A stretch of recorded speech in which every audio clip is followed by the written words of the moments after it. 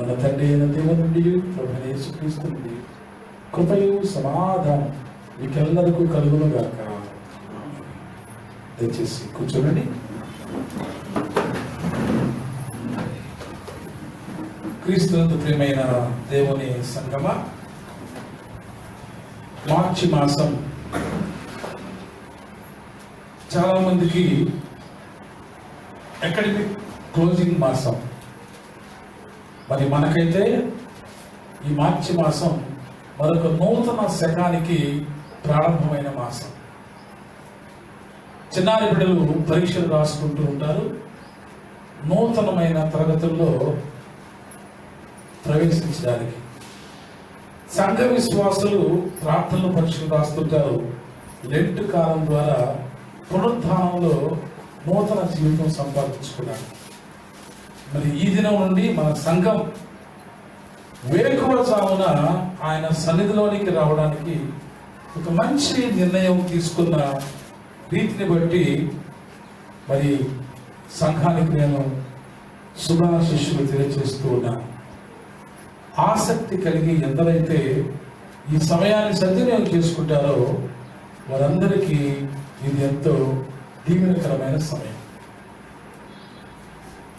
యేసు ప్రభు వారికి ఉన్న ఓ మంచి అలవాటు పెందలకడ ఆయన దేవుని సన్నిధికి వెళ్ళడం. ఆయనకున్న అలవాటు అని జ్ఞాపకం చేశారు. ఆయనకున్న అలవాటు మాత్రమే కాదు, ఈ దినం లేఖన భాగాలలో జ్ఞాపకం చేస్తూ పెందలకడనే నేను మీ దగ్గరకు ప్రవక్తలను దైవజనులను పంపుతూ ఉన్నాను, వారి మాట మీరు ఆలకించవలసి ఉన్నది అని వాక్యం హెచ్చరిస్తూ ఉంది. ఇర్మియా గ్రంథం 26వ అధ్యాయం 5వ వచనం, మీరు నా మాటలు విని నేను నియమించిన ధర్మశాస్త్రం అనుసరించి నడుచుకొననియు నేను పెందలకడ లేచి పంపుచున్న నా సేవకులకు ప్రవక్తల మాటలు అంగీకరించనియు నేను మీకు ఆజ్ఞ ఇయ్యగా మీరు వినకపోతిరి. పెందలకడ దేవుడు తన సేవకులను ప్రవక్తలను పంపుతూ ఉన్నాడు. ప్రతి పొద్దు మనం నిద్ర లేచిన వెంటనే దేవుని వాక్యాన్ని స్మరించుకుంటాం, చాలాసార్లు ప్రార్థన చేసుకుంటాం, వాక్యం చదువుకుంటాం. అనగా వేకువజామున దేవుడు మనతో మాట్లాడుతున్నాడు అనే భావన కలిగి ఉన్నాం. పెందలకడ దేవుడు చెప్పిన మాటను ఎంతమంది తమ జీవితంలో పాటిస్తున్నారు? ఉదయాన్నే నిద్ర లేచి ప్రార్థన చేసుకునే అలవాటు ప్రతి క్రైస్తవునికి ఉంది. ఉదయాన్నే లేచి వాక్యాన్ని చదువుకునే అలవాటు కూడా అనేక మంది క్రైస్తవులకు ఉంది. ఇది కేవలం అలవాటుగా జరుగుతున్న కార్యక్రమమా, లేదా పెందలకడ దేవుని వాక్కు నువ్వు చదువుకున్నప్పుడు, ఆ వాక్కు నీతో మాట్లాడినప్పుడు ఆ వాక్కును ఏదైనా పాటించే విధానం నీకుందా? లేదా పొద్దున్నే లేచానండి, వాక్యం చదువుకున్నాను, ప్రార్థన చేసుకున్నాను, దినచర్య ప్రారంభించాను అంటున్నావా? ఆ దినచర్యలో దేవుని వాక్యపు నియమ నిబంధనలు ఏమైనా పాటిస్తున్నావా? కేవలం క్రైస్తవ జీవితాల్లో ఉదయాన్నే లేచి ప్రార్థన చేసుకోవడం, వాక్యం చదువుకోవడం ఒక అలవాటుగా మారిపోయింది, ఒక పారంపర్యం. మరి ఉదయాన్నే పెందలకడ లేచి చదివినా లేదా వినినా ఆ దేవుని వాక్కు నీ బ్రతుకులో ఎక్కడైనా ప్రాక్టికల్ గా ఉందా? ఆ దినం ప్రాక్టికల్ గా ఉందా? ఇది ఇవాళ మనం ఆలోచన చేసుకోవాలి. దేవుని వాక్యం ఉంటుంది, ఎలవాటు మీకు వచ్చింది, మంచిదే. కానీ పెందలకడ నీవు విన్న దేవుని వాక్యాన్ని నీవు పాటించలేకపోతూ ఉన్నావు. ఇవాళ మనం అందరం ప్రశ్న వేసుకోవాలి. ప్రతిరోజు బహుశా మీరు ఉదయాన్నే లేచి వాక్యం చదువుకుంటున్నారు. చదువుకున్న వాక్యాన్ని ఆ రోజున మీరు పాటించారా? ఇది సూటి ప్రశ్న. కేవలం సంఘంలో ఉన్న మనకు మాత్రమే కాదు, ఇర్మియా యెహోవా మందిరంలో ప్రవేశించాడు, యెరూషలేము మందిరంలో ప్రవేశించాడు. ఆలయంలో పెద్దలక్కడ ఆరాధనకు వచ్చిన వారితో ఆయన మాట్లాడుతున్నాడు. ఇది కేవలం ఆయన సొంత మాట కాదు సుమా, యెహోవా అతనికి ఇలాగూ సెలవిచ్చెను. యెహోవా ఇలాగూ సెలవిచ్చెను.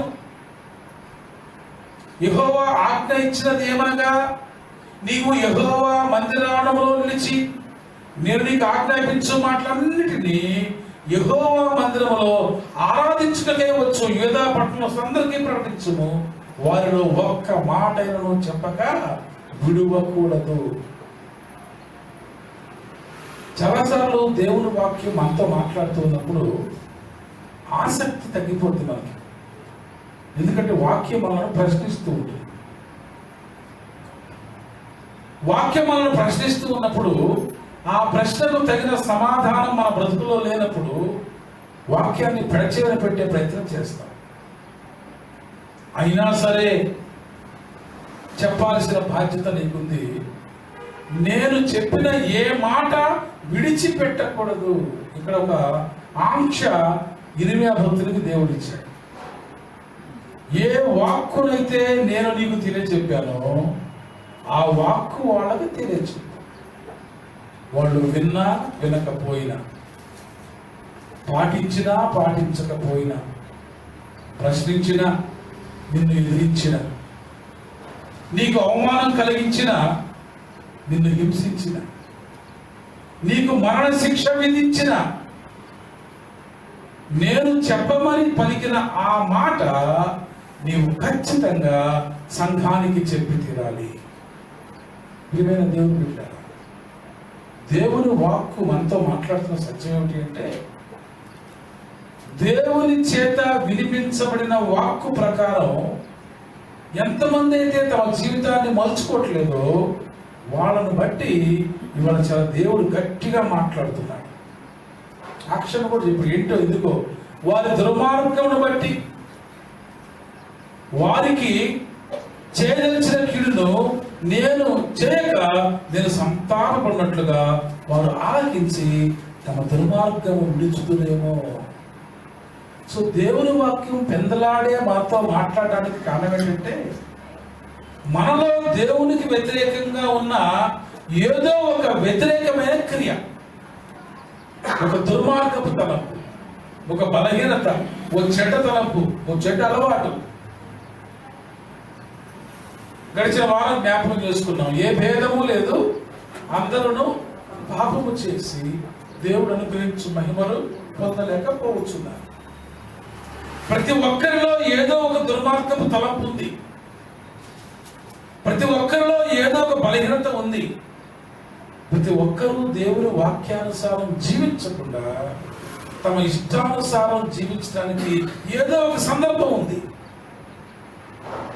పెద్దల కడ నా వాక్కును మీకు అందించడానికి కారణం ఏమిటి అంటే, నా వాక్కును విని మీలో కొందరైనా తమ దుర్మార్గత విడిచిపెడతారేమో. సో దేవుని వాక్కు మనతో మాట్లాడడానికి కారణం ఏంటంటే, మనలో ఉన్న దైవ వ్యతిరేకమైన ఉద్దేశాలు లేదా సమాజానికి వ్యతిరేకమైన ఉద్దేశాలు, ఉండకూడని ఉద్దేశాలు, అలవాట్లు మన బ్రతుకులో ఏమైనా ఉంటే ఆయన వాక్కు వినబడినప్పుడు వాటిని మనం విడిచిపెట్టాలట. విడిచిపెట్టకపోగా చాలాసార్లు మనం వాటిని కంటిన్యూ చేస్తుంటాం. ఎవరికి వారు సమర్థించుకుంటూ ఉంటాం.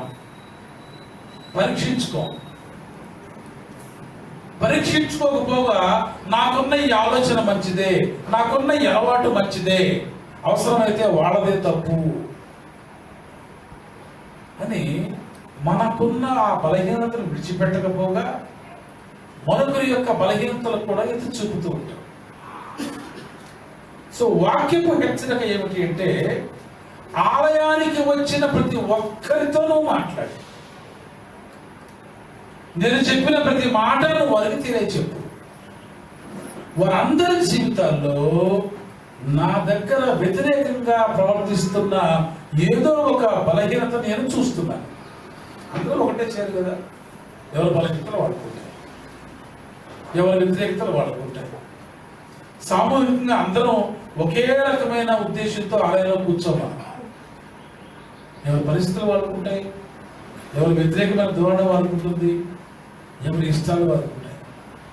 కానీ ఇవన్నీ కూడా దేవుని సన్నిధిలోకి వచ్చినప్పుడు, ఆయన చూస్తున్నప్పుడు, ఆయనకు విరుద్ధంగా ఏదైతే మన బ్రతుకులో ఉందో వాటిని విడిచిపెట్టడమే ఆలయంలోనికి ప్రవేశించడం యొక్క ముఖ్య ఉద్దేశం. ఆలయంలో జరగాల్సిన ప్రక్రియ ఏమిటి అంటే, మన బ్రతుకులో ఉన్న ఏదో ఒక పొరపాటు, దేవునికి ఇష్టం లేని క్రియ విడిచిపెట్టబడే స్థలం ఇది. విడిచిపెట్టమని హెచ్చరించే స్థలం ఇది. అంతేకాని నీ చెవులకు ఇంపైన మాటలు చెప్పే స్థలం కాదు ఇది. నువ్వు ఎలాగైనా బ్రతికేసేయి, ఈడకొచ్చి ప్రార్థన చేసేసేయి, ఈడకొచ్చి కృతజ్ఞతలు వేసేసుకో, నీకు క్షమాపణలు వస్తాయి అని చెప్పే స్థలం కాదు ఇది. నీకున్న ప్రతి బలహీనత విడిచిపెట్టమని హెచ్చరించే స్థలమే దేవుని పరిశుద్ధ మందిరం. ఎవరికైనా మంచి చెప్తే కోపం వస్తుంది కదా. మంచి వినడానికి చాలా మంది ఇష్టపడతారు. వాళ్ళ చెడుకు సహకరిస్తామంటే ఇద్దరు కలిసి ప్రయాణం చేస్తారు. మేలైన మాట చెప్తే ఎవరు అంగీకరించలేరు. సో దేవుని పరిశుద్ధ సన్నిధిలో ఎవరైతే ఈ మేలైన మాట స్వీకరించడానికి ఇష్టపడదో వారి మీద నాకు చాలా కోపం ఉంది అంటున్నాయి. వారికి కీడు చేయాలని ఆల్రెడీ నేను ఉద్దేశించాను. ఎంత పెద్దలాడే నేను వారికి వాక్యాన్ని హెచ్చరిస్తూ ఉన్నా, వారు అలవాటుగా వింటున్నారు, అలవోకగా వింటున్నారు, ప్రార్థన చేసుకుంటారు, మళ్ళా లోకంలోకి వెళ్ళిపోతారు. కేవలం 5 నిమిషాలు 10 నిమిషాలు నా వాక్యాన్ని విన్నట్టుగా ఉంటారు, కానీ చదివినట్టుగా చదువుతారు, కానీ వారి బ్రతుకులో ఎక్కడ నేను నియమించిన వాక్యానుసారమైన కట్టడ కనిపించడం లేదు. నా ఆజ్ఞలను వ్యతిరేకించి వారు జీవిస్తున్నారు. సో మన ఆలయంలో ఉండేది మహా అయితే 2 గంటలు. ఉదయాన్నే వాక్యం చదివేది మహా అయితే 10 నిమిషాలు. ఆ తరువాత మన జీవితం అంతా కూడా ఆయన వాక్యానికి విరుద్ధంగా ఉందట. అది చూచి వీరికి ఖచ్చితంగా నేను మహాకీయుడు ఇస్తే తప్ప వీరు బాగుపడరని ఆయన నిర్ణయించుకున్నాడు. పనిష్మెంట్ ఇస్తే తప్ప. రాత్రి ప్రార్థన రావడందరికీ బిజినెస్ గారు పనిష్మెంట్ పెడతాను, వెళ్ళినోడికి భోజనం పెట్టింది. అంటే కొన్నిసార్లు ప్రేమతో మనల్ని ఎవరో కోరుకుంటారు, మనం వెళ్ళలేకపోతే వాళ్ళు బాధపడుతుంటారు. అత్యవసర పరిస్థితుల్లో తప్పదనుకోండి. దేవుడు కూడా చాలాసార్లు తన అపారమైన ప్రేమ మన మీద కుమ్మరిస్తాడు. ఆయన సన్నిధిలో మనం కనపడాలని ఆయన ఆశిస్తాడు. పెద్దలకడ లేచి ఆయన సన్నిధిలో తమ బ్రతుకును దిద్దుకోవడానికి ఎంతమంది అయితే వస్తారో వారి కోసం ఎదురు చూస్తూ ఉంటాడు. వారికి ఒక నూతన సూర్యోదయం ఇచ్చాడు, నూతన ఆయుష్కాల గడియ ఇచ్చాడు. ఈ నూతన సూర్యోదయం, ఈ నూతన ఆయుష్కాల గడియలో నీవు నేను ఆయన వాక్యానుసారంగా జీవించని పక్షాన ఈ దినం ఓ శిక్ష మన కోసం ఎదురు చూస్తూ ఉంటుంది. ఖచ్చితంగా తప్పదు కదా. పొరపాటు చేసిన వాడికి శిక్ష తప్పదు. మనం చేసిన ప్రతి పొరపాటుకు శిక్ష మనకు తప్పదు. ఎదురు చూడాలి. తప్పించుకునే ప్రయత్నం ఎవరు చేయకండి. ప్రార్థన చేస్తే తప్పించుకుంటాం అనుకోకండి. మనం చేసిన దోషానికి శిక్ష తప్పదు. కానీ మంచి వాక్యం ఏంటంటే, నేనే సంతాపడతాను అన్నాడు దేవుడు. నువ్వు కాదు సంతాపడుతుంది, నేను సంతాపడతాను ఆయన. మనం చేసిన ప్రతి దుర్మార్గపు క్రియకు శిక్ష మన కొరకు ఎదురు చూస్తూ ఉంటే దేవుడు సంతాపడి ఆ శిక్ష ఆపేస్తానికి ఆయన ప్రిపేర్ అవుతున్నాడు. మనమేమో ఏమాత్రం ఆలోచన లేకుండా ఇష్టానుసారంగా మన ఇచ్ఛానుసారంగా జీవించడానికి మనం సిద్ధపడుతుంటే దేవుడు మన మీదకు వస్తున్న శిక్ష గురించి ఆయన ఆలోచిస్తున్నాడు. అయ్యో, ఇంత శిక్ష నేను విధిస్తే వీడి కుటుంబం భరించగలదా, వీడి బ్రతుకు భరించగలదా, నేనే సంతాపడాలి, అవకాశం ఇవ్వాలి. ప్రవక్తను పంపించాడు. ప్రవక్త ఇర్మియా ద్వారా జ్ఞాపకం చేశాడు. మీరు చేసిన ప్రతి క్రియను బట్టి ఇక్కడ చాలా చక్కగా ఆయన జ్ఞాపకిస్తారు 11వ వచనంలో. కాబట్టి యెహోవా మీకు చేసినని తాను చెప్పిన కీడుల గురించి ఆయన సంతాపపడినట్లు మీరు మీ మార్గములను మీ క్రియలను చక్కపరుచుకొని మీ దేవుడైన యెహోవా మాట వినుడి. You must honour your god's voice. You must honour. దేవుని వాక్యాన్ని ఆలకించాల్సిన, ఆచరించాల్సిన, గౌరవించాల్సిన బాధ్యత మనకుంది.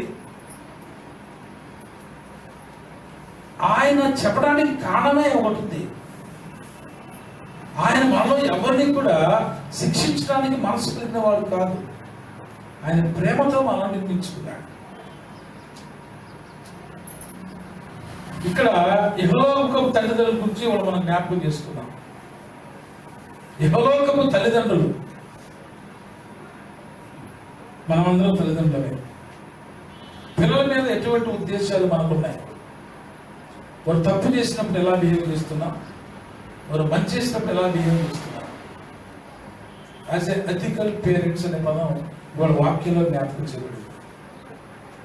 ఇహలోకపు తల్లిదండ్రులు తమ బిడ్డలు క్రమశిక్షణతో లేకపోతే ఎంత వేదన పడతారు. వాళ్ళని క్రమశిక్షణలో పెట్టడానికి ఎన్ని ప్రయత్నాలు చేస్తారు.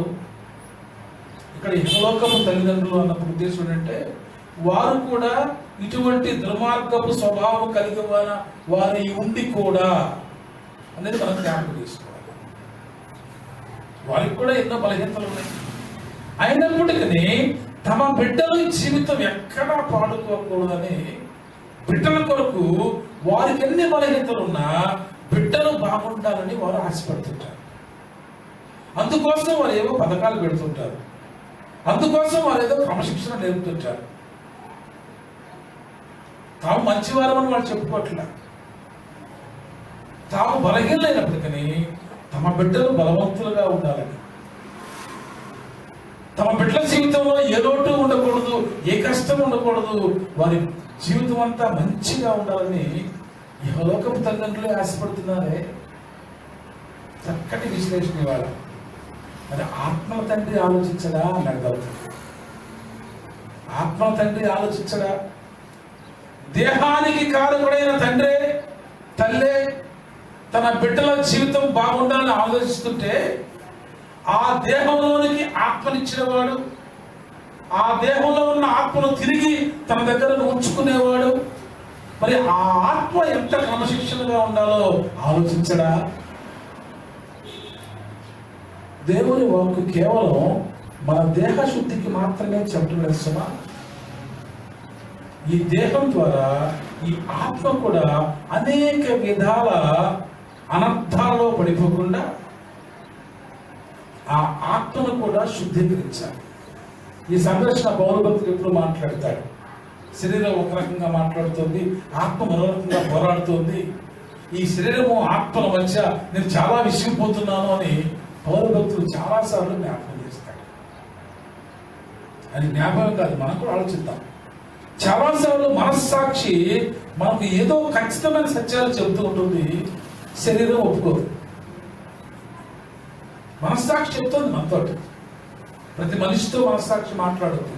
మాట్లాడలేదంటే కష్టం. దేవుడు వచ్చి మాట్లాడతాడనే విషయాన్ని నేను పెద్దగా నమ్మను, కానీ దేవుడు మనస్సాక్షి రూపంలో మనిషితో మాట్లాడతాడని మాత్రం నేను నమ్ముతాను. చాలా మంది దేవుడు వచ్చి కళ్ళలో కనబడ్డాడు, ఇవన్నీ ట్రాష్. అక్కర్లా, ప్రత్యేకంగా నీ కళ్ళలో ఆయన రావాల్సిన అవసరం లేదు. అన్నిలో ఆత్మను వచ్చాడు. ఆయన ఆత్మ రోజు నీతో మాట్లాడుద్ది. నువ్వు ప్రత్యేకమైన వేషాలు వేసి చెప్పాల్సిన అవసరం లేదు. అది నీలోనే కాదు, ప్రతి ఒక్కరిలో ఉంది. పెద్ద పెద్ద గొప్ప భక్తులని నా దగ్గర ఆత్మ ఉంది నీకు చెప్పుతానుకున్నారంటే లేదు, ఎంత అబద్ధాలు. నీతో ఉంచిన దేవుని ఆత్మ నీతో మాట్లాడుతుంది. నాలో ఉంచిన దేవుని ఆత్మ నాతో మాట్లాడుతుంది. ఈ పరిశుద్ధ సహవాసపు సంఘం ద్వారా మన అందరితో మాట్లాడుతుంది. ఆత్మకు వ్యతిరేకంగా కూడా కొన్నిసార్లు మన జీవితాన్ని మనం కొనసాగిస్తూ ఉంటాం. కేవలం దేవుని సంఘంలో పరిశుద్ధాత్మ చెప్పిన మాట మాత్రమే కాసుమా, దేవుడు నీలో ఉంచిన ఆత్మ ప్రతిరోజు నీతో మాట్లాడుతుంది. నిజం చెప్పండి, మాట కనుక గుండెల మీద చేసుకొని చెప్పండి, మీ అంతరంగం మీతో మాట్లాడలేదా ఈ పని చేయొద్దని, ఇది తప్పు అని? అదే దేవుని మాట. పెందలకడ లేచి ఉదయాన్ని ఇవాళ చాలు, ఇవాళన్నీ మంచి పనులు చేయి బాబు అని చెప్తాడు ఆయన. ఓకే ఓకే ప్రభు, ఈ ప్రార్థనలో ఉన్నంతసేపు పెట్టాం. ప్రార్థన ముగించి కాళ్ళు చెప్పులు వేసుకోవాలే మొదలవుతుంది మన జీవితం, మన ఇష్టానుసారం. చూడు, వాక్యం వచ్చేస్తుంది. నీవు గనక ఇలాగే నీ జీవితాన్ని కొనసాగిస్తే నీ మీదకు రావాల్సిన కీడు తప్పించడానికి నాకు కూడా మనసు రాదు అన్నాడు ఆయన. దేవుని యొక్క మాటను పెడచెవిని పెడుతూ ఉన్న సంగమా, యేసు ప్రభువు కూడా ఇదే మాట ఈవేళ జ్ఞాపకం చేశాడు. లూకా సువార్త 22వ అధ్యాయం 67వ వచనం. నీవు క్రీస్తు అయితే మాతో చెప్పుమనేది, అందుకైన నేను మీతో చెప్పిన ఎడలా మీరు నమ్మరు. దేవుని వాక్యం మనతో మాట్లాడుతూ ఉంటే మనం నమ్మం. ఎవరైనా అబద్ధాలు చెప్పలేయండి, ఎంత బాగా నమ్ముతావో. మళ్ళీ చెప్పు ఏమైంది. ఎవడైనా ఎవడి మీద పితరులు చెప్పలేయండి, ఎంత బాగా వింటాము. అక్కడ ఎలా అయింది ఇక్కడ ఎలా అయింది అని కథలు చెప్పండి, ఎంత బాగా వింటాము. మళ్ళీ చెప్పించుకుంటాం. మంచి మాట చెప్పించుకుంటాం, బాగుండదే మనసులో. పాస్టర్ గారు నేను చెప్పిన వాక్యం మళ్ళీ చెప్పండి ఇప్పుడు అడిగారు. ఆ వాక్యం నాకు అర్థం కావట్లేదండి. ఇక్కడ ఒక 60 గంట చెప్పడం వల్ల బాగా అర్థమైపోయినట్టే ఉంటుంది. ఎందుకంటే ఇంటికి వెళ్ళాక ప్రాక్టికల్గా ఉండదు కదా. మీరు వెళ్ళిపోతే ఆయన కూడా విన్నామనుకుంటాడు. శ్రద్ధగా ఆయన వైపు చూసి ఉంటే విన్నాడు అనుకుంటాడు. వెళ్ళిన తర్వాత పాటిస్తున్నాను ఆయన కూడా వచ్చాడేంటి, నాకేం ప్రాబ్లం లేదన్నా, నేను మీరు అనుకోండి. కానీ ఆయన అంటున్నాడు, నేను నీ కొరకు ప్రత్యేకించబడి ఇక్కడికి వచ్చి ఒక కార్యం చేస్తూ ఉంటే నువ్వేదో చోద్యం చూసినట్టు చూసి వెళ్ళిపోతున్నావేంటి? నేను పెద్దలకు లేచి చేసిన ఈ కార్యాన్ని, ఈ మాటను నీ బ్రతుకులోకి తీసుకుని వెళ్ళవేంటి?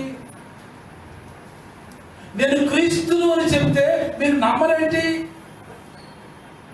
నేను మీకోసమే వచ్చానని చెప్తే మీరు నమ్మరేంటి? ఈ వాక్యం మీకోసమే అని ఇర్మియా ప్రవచిస్తుంటే ఆయన చంపడానికి వెళ్ళారు. దేవుని మాట ఎవరైనా ఖచ్చితంగా చెప్తుంటే వాళ్ళకి కోపం వస్తుంది కదా. మంచి చెప్పే వాళ్ళకి ఖచ్చితంగా కోపం వస్తుంది. ఎందుకంటే వాళ్ళు ఎంతసేపటికి మన తప్పులు ఎడుతున్నారనే భయం మనకి, మన పొరపాట్లను చూపెడుతున్నారనే భయం మనకి. అందుకనే ఎవరైనా మంచి చెప్తే మనం పట్టుకోలేము. నేను మంచివాడిని కాదా, నీ మంచిదాన్ని కాదా, నువ్వు చెప్పాలా నాకు, ముందు నీ సంగతి చూసుకోవాలి.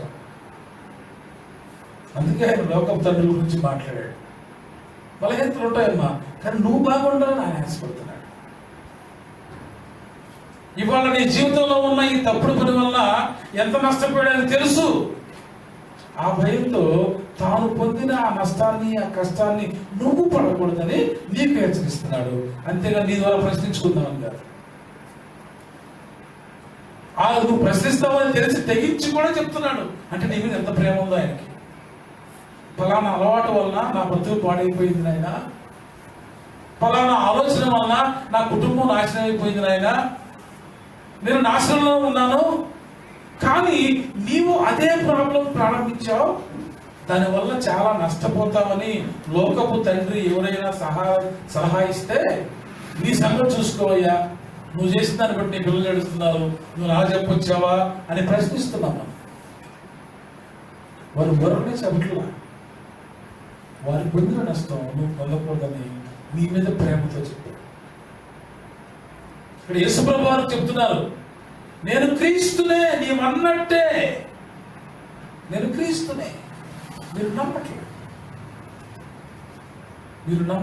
ఇక్కడ చాలా చెప్తారు, నీవన్నట్టే నేను ప్రజలందరి కోసం అభిషేకించబడిన వాడినే, నశించిపోతున్న వారందరినీ వెతికి రక్షించడానికి దేవుని చేత ఏర్పాటు చేయబడిన వాడనే. అభిషిక్తుడు అంటే అది అర్థం. గాలిలో అభిషేకాలు ఇసిరేయడం కాదు అభిషేకం అంటే. దేవుని పని కొరకు ప్రాణత్యాగం చేయడానికైనా తన్ను తాను సిద్ధపరుచుకున్నవాడు అభిషిక్తుడు. తాను నష్టపడినా తాను కష్టపడినా తన సంఘం కోసం ప్రాణం ఇచ్చిన వాడు అభిషిక్తుడు. సంఘాన్ని అంతటి యేసుక్రీస్తు మీద విడిచిపడుతున్నారే, ఇవాళ ఆయన్ని కూడా శిక్షించడానికి వారు సిద్ధపడ్డారు. ఆయన వారి ముందుకు వచ్చాడు, సభలోకి వచ్చాడు. పిలాతు అడుగుతున్నాడు, హేరోదు అడుగుతున్నాడు, అన్నా కయప అడుగుతున్నారు, అందరూ అడుగుతున్నారు, ప్రతి ఒక్కరు అడుగుతున్నారు, నీవెవరమయ్యా, నువ్వెందుకు వచ్చావు, నువ్వెందుకు మాకు మేలు మాటలు చెప్తున్నావు, నీకు మాకు అవసరం ఏంటి, నువ్వు చెప్తే మేమెందుకు వినాలి, నువ్వేమైనా క్రీస్తువా, నువ్వు క్రీస్తు చెప్తే వింటావు అన్నట్టు నేను నమ్మట్లేదు కదా, నేను క్రీస్తునే నీవన్నట్టు, కానీ నీ మీద నా మీద నమ్మకాన్ని ఉంచగలుగుతున్నావు. నీ కొరకు నా కొరకు దేవుని వాక్కు మాట్లాడినప్పుడు నమ్మకాన్ని ఉంచలేకపోతున్నాను. నమ్ముట నీ వల్ల అయితే నమ్మువారికి సమస్తము. చాలాసార్లు మన బతుకులో నమ్మకం ఉంచలేకపోవడం వల్ల చాలాసార్లు దేవుని సన్నిధిలోంచి పడిపోతుంటాం. విశ్వాసము కర్తయు దాన్ని కొనసాగించేవాడైనా క్రీస్తు వైపు చూడాలి. వాళ్ళ వాక్యం హెచ్చరిస్తుంది, వాళ్ళ వాక్య నీతో మాట్లాడుతుంది. నిన్ను హెచ్చరించే వాని వైపు నువ్వు చూడాలి. నీ బ్రతుకు బాగుపడాలని ఆశించే వాని వైపు నువ్వు చూడాలి. నీ బ్రతుకులో ఏ కీడు జరగకుండా ఎల్లవేళలా మెరుతో నిన్ను ఆశ్రయించాలని సిద్ధపడుతున్న వాడు నిన్ను పిలుస్తుంటే నీవు ఆయన వైపు చూడకుండా, విశ్వాసానికి కర్త వైపు నువ్వు చూడకుండా ఈ లోకపు కర్మల వైపు నువ్వు చూసి పరిగెడుతూ ఉంటే నీ జీవితం ఎక్కడో చిత్రమైపోతుంది. జాగ్రత్త. ఇంత గొప్ప సాక్ష్య సమూహం అన్నాడు, ఇంత గొప్ప సాక్ష్య సమూహం, మనందరూ సాక్ష్య సమూహం అంట. ఈ సాక్ష్య సమూహం నామకార్థపు సాక్షులుగా ఉన్నారా, లేదా నిజంగా దేవుని యొక్క వ్యక్తిత్వానికి వాక్యానికి సాక్షులుగా ఉన్నారా? పరిశీలించుకుందామా? ఎబ్రీ పత్రిక జ్ఞాపకం చేసే వాళ్ళ 12వ అధ్యాయంలో మీరందరూ నాకు సాక్షులు అన్నాడు. మనం క్రీస్తుకు సాక్షులు కదా. క్రీస్తు ఏమన్నాడు? మీరు అన్నట్టు నేను మీ కొరకు అభిషేకించబడినవాడు. దానికి సాక్షులు కూడా చాలా చెప్పాడు. నేను చేసిన కార్యాలకైనా మీరు సాక్షులు అన్నాడు. అంతే, నా మాటలకు మీరు సాక్షులు. యోహాను సువార్త 17వ అధ్యాయంలో ఆయన జ్ఞాపకం చేసి, తండ్రి నాకు ఏమి చెప్పాడో ప్రతిదీ నేను మీకు చెప్పాను, అందుకు మీరే సాక్షి. ఇది మేము చెప్పాడు, అయ్యా మీరే సాక్షి. తండ్రి నాకు ఏం చెప్పాడు అది మీకు చెప్పేశాడు. యేసు ప్రభువు అంటాడు, అసలు కొత్తగా నేను ఒక మాట కూడా చెప్పలేదు. నా తండ్రి దగ్గర ఏమి చూచితునో, నా తండ్రి నాకు ఏమి చెప్పాడో ఆ మాటలే నేను మీకు చెప్పాను, కానీ అసలు నాకంటూ ఒక మాట కూడా లేదన్నాడు ఆయన. నేను కేవలం ఆయన మాట మీకు చెప్పడానికి వచ్చిన వాళ్ళనే, కానీ నాకుగా సిద్ధపడి ఏ మాట నేను మీతో ప్రవచించలేదు అని ఆయన జ్ఞాపకం చేస్తాను. అయితే మనం సులభంగా చిక్కులు పెట్టే వాళ్ళకే ఇష్టం చూపుతుంది. ఇక్కడ ఇదే మాట వాడాడు. మీరు ఇంత గొప్ప సాక్షి సమూహమే, మీరు క్రైస్తవులే, మీరంతా క్రీస్తును అనుసరించేవారే, మీరు క్రీస్తును బాగా విని ఆయన వాక్యం ప్రకారం జీవిస్తున్నారే, మధ్య మధ్యలో చిక్కులు ఎందుకు వస్తున్నాయి? మీ బ్రతుకులో ఎందుకు వస్తున్నాయి? పేరుకే సాక్షి సమూహం, పేరుకే ఉదయం లేచి వాక్యం చదువుతాం, పేరుకే ఉదయం లేచి ప్రార్థన చేస్తాం, తర్వాత బ్రతికేదంతా ఇష్టానుసారం, లోకానుసారం. ఇంకా చెప్పాలంటే సులభముగా చిక్కులు పెట్టు సాతాను మాట్లాడుసారం. ఊరకూరకనే పడిపోతాం చిక్కుల్లో. ఇంకా మనమే వెళ్ళి దూరిపోతాం చాలాసార్లు చిక్కుల్లో, మనమే వెళ్ళి పెట్టేస్తాం చాలాసార్లు చిక్కులు. ప్రియమైన దేవుని సంగమా, మన వాక్యం జ్ఞాపకం చేస్తూ పెందలకడ లేచి ఇర్మియా ప్రవచించిన వాక్యం ఏంటో తెలుసా? మీరు వాక్యానుసారంగా జీవించడం ప్రారంభించారు.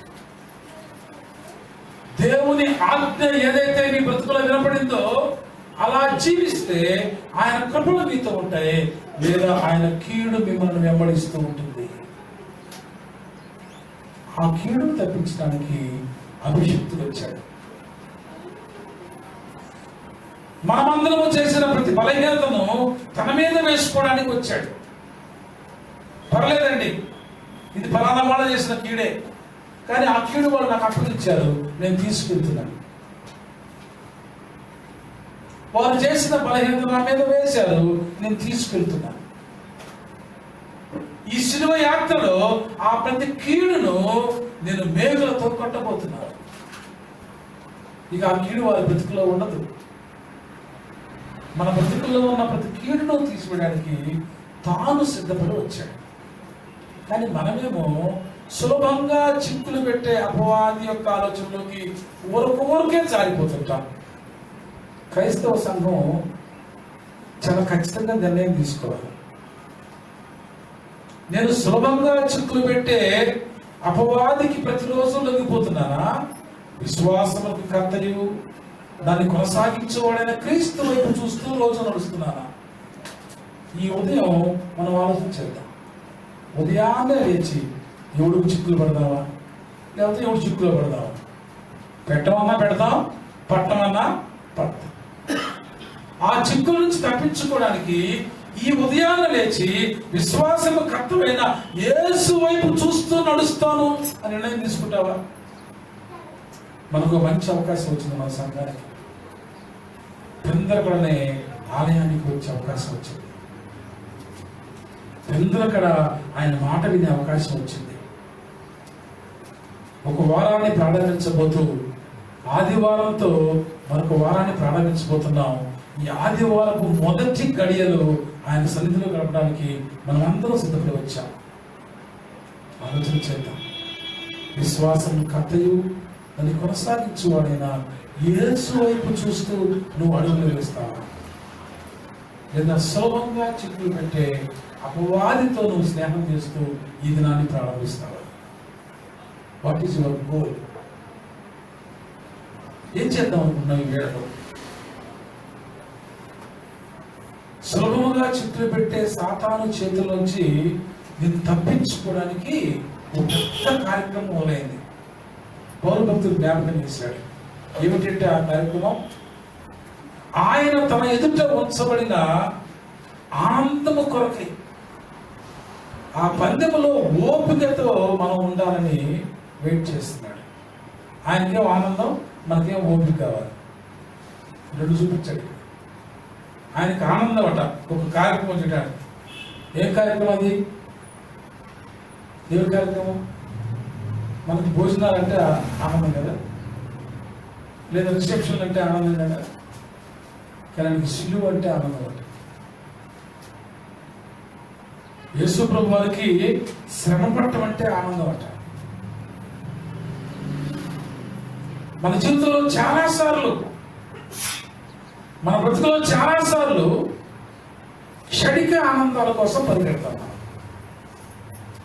క్షణికమైన ఆనందాలు అవి శాశ్వతంగా నీతో రావు. కానీ శాశ్వత ఆనందం మనకు ఇవ్వడానికి ఆయన శిలువ మార్గం వైపు వెళ్తున్నాడు. ఈ మండల కాలంలో ఈ పరిశుద్ధ ఆదివారం ఒకసారి మనం ఆలోచన చేసుకున్నాం.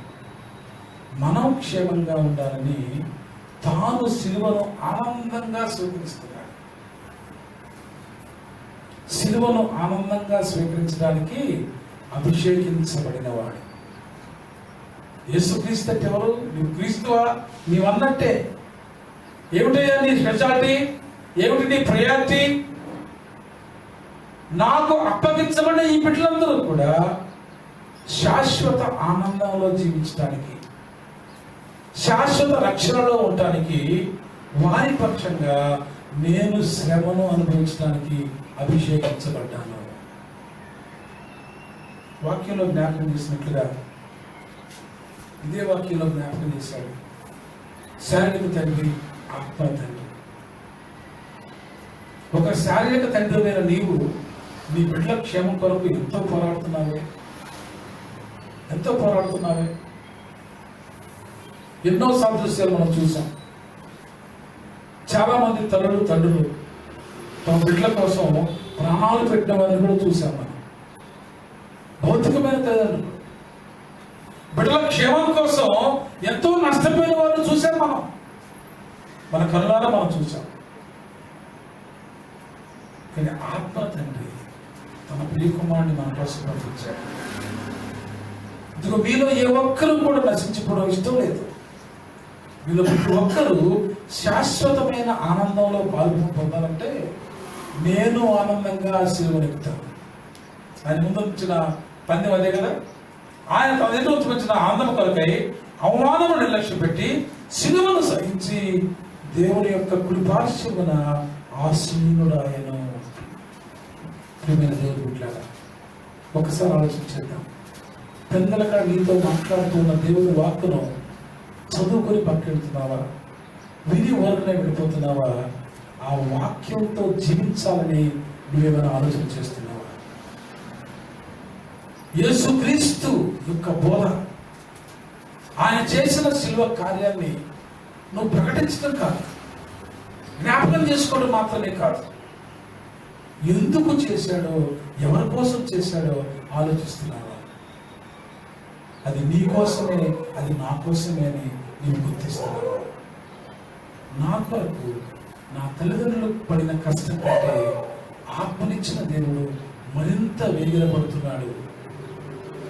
నేను సులభంగా చిక్కులు పెట్టే అపవాది మాటలకు పడిపోతున్నాను, కానీ నా విశ్వాసాన్ని బలపరిచి శాశ్వతంగా నాకు ఆనందం ఇవ్వడానికి వచ్చిన క్రీస్తు వాక్యం వైపు నేను వెళ్ళలేకపోతున్నానని నువ్వు ఆలోచించావా? ఇవాళ ఆయన జ్ఞాపకం చేస్తున్నాడు. 10వ వచనం చదువుకుందాం. విలాసం 10వ వచనం. వారు కొన్ని దినముల మట్టుకు తమకు ఇష్టం వచ్చినట్టు మనం శిక్షించింది, కానీ మనకు తన పరిషత్తులో పాలుపందులు పొందవాలని మన మేలు కొరకే ఆయన శిక్షించుచున్నాడు.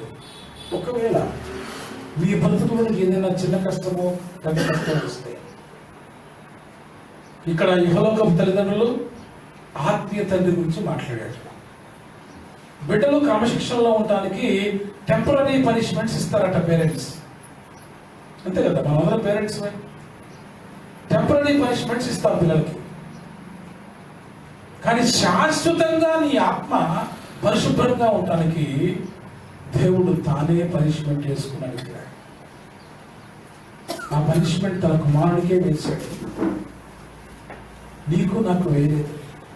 బహుశా దేవుడు సంతాపడ్డాడు. ఇలా ఇర్మియా చెప్పాడు కదా, దేవుడు సంతాపడ్డాడు. ఆయన సంతాపడ్డాడు. ఆ శిక్ష నీ మీద వేయకుండా తన కుమారుని మీద వేసుకొని, తన కుమారుణ్ణి ఎవరు అంగీకరిస్తారో, ఆయన సిలువ ప్రయాణంలో ఎవరు ఆయనతో అడుగులు వేస్తారో, ఆయన సిలువలో చిందించిన రుధిర ధారలను ఎవరు స్వీకరిస్తారో, ఆయన రుధిర ధారలు స్వీకరించి ఆయన అలవాట్లను ఎవరు నేర్చుకుంటారో, ఆయన వైపు చూస్తూ తమ జీవిత అడుగులు ఎంతమంది అయితే వేస్తారో వారిని క్షమించడానికి, వారి దుర్మార్గంలోంచి వారిని తప్పించడానికి ఈ దినం ఆయన పిలుస్తున్నాడు. ఆయన రుధిర ధారలు నీ కొరకు నా కొరకు సిద్ధంగా ఉన్నాయి.